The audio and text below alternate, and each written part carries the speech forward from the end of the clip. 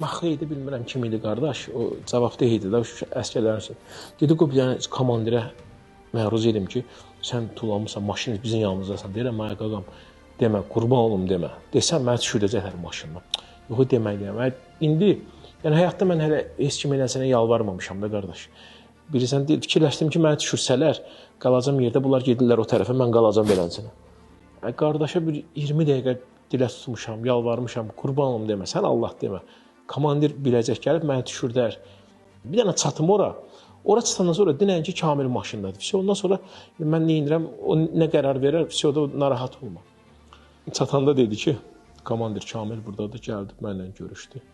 Dedim, xahiş edirəm, mən geri qaytarmayayım. Çay verim, nə bilim, çörək verim, nə olum, axırı sizin yanınızda olum.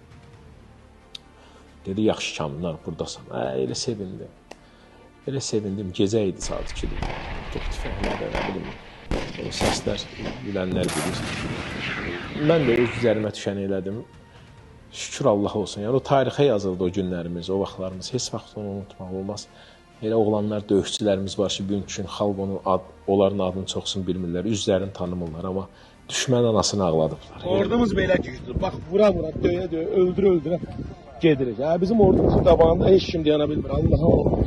Ermənilər nətər qaçırlar, nətər